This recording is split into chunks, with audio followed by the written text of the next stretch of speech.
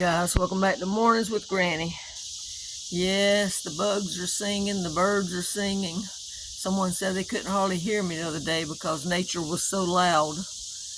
But they're not listening to me, they're not quietening down.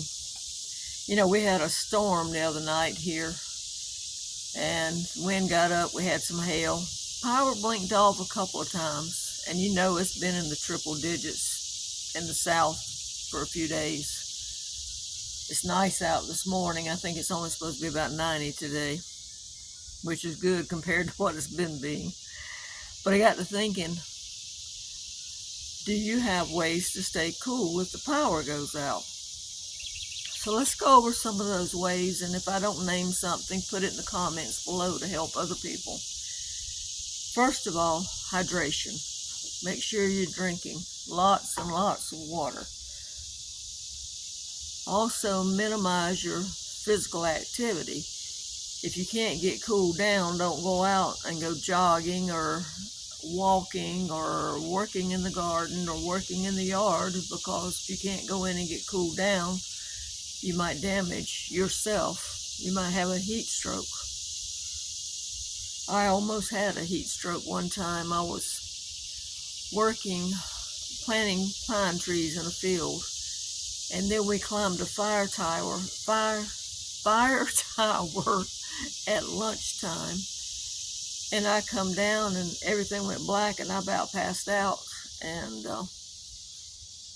I asked the doctor what it was. He said, you almost had a heat stroke because it was so hot and you didn't sit down and rest and you didn't drink enough water. So I made sure after that, working in those fields like that, that I drank water every hour.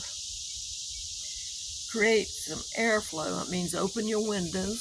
Hopefully you have some battery operated fans you can use. We used to, remember when you were a kid and you folded your notebook paper and made your little fan? Some people still use the handheld fans too. But please invest in a battery operated fan. That one I told you about that was in my camp gadgets.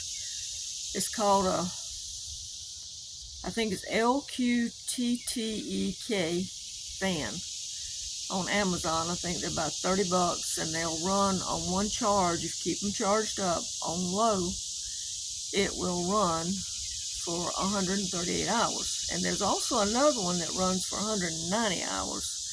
I can't remember the name of it though. I saw one of the campers had one. I have to look it up. But open windows, use fans. When I was married, we never had the money for air conditioning. It wasn't till right before I got divorced that we actually had air conditioning. But we had one box fan, and my husband would put it in the end of the house. He'd close all the windows except for one window at the end of the house and one window at the other end of the house. And he would put that fan facing out in one window, blowing out, and it would pull the air in through the other window, which I never could figure out how that worked, but it did. Close your blinds or curtains. We all have one room that the sun's beaming down in. Shut that room off. Close your blinds and curtains to keep that heat out. It does make a difference. Even when I'm camping in my van, I can tell the difference when I have that Reflectix up. It reflects the sun back, and it makes a big difference in there. Take cool showers. That always feels good when you're really hot. Take cool showers. Dampen towels and put around your neck. I have what they call a cooling towel I bought for $2 at, I think I bought it at the thrift store. Or it might have been on clearance somewhere. And you wet it and you wrap it around your neck. And I also have I think you call it a bandana. I don't know exactly what it's got in it, but it's got some kind of little beads in it. And you wet it and you tie it around your neck. So dampen towels. Keep a cold washcloth. I put mine, if you have any cooling in the refrigerator, for example, like your power just went off, and maybe you still got some ice or something, you can take that towel and put a couple pieces of ice in it and hold it up against you. If you've got a camping refrigerator that plugs into a cigarette lighter, or you got a power station, use it. Choose breathable fabrics like cotton or linen and light colored fabrics, because that way you stay a little bit cooler. And let's see if we got anything else here. Ask for help from your family. Maybe their power's not out and they'll let you come over there and stay for a while. We have gotten a car and took a ride to cool off with the air conditioner. I can remember when I first got married, before we had insurance on the car. We had just bought the car and we hadn't put insurance on it yet.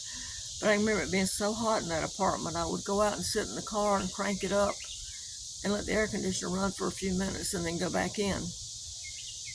They have, excuse me, my eye's itching. They also have cooling centers set up that you can go to. Or maybe you could go to your library and spend the day. Maybe they still have power. Or to a shopping mall and walk around. You know, you don't have to spend money just to go look. So think of these things ahead in case your power does go out. Here it blinked off the other night for about 5 minutes. It came back on because I was thinking how many fans do I have in the car. And then at midnight it went off for about 30 minutes. So it didn't stay off that long.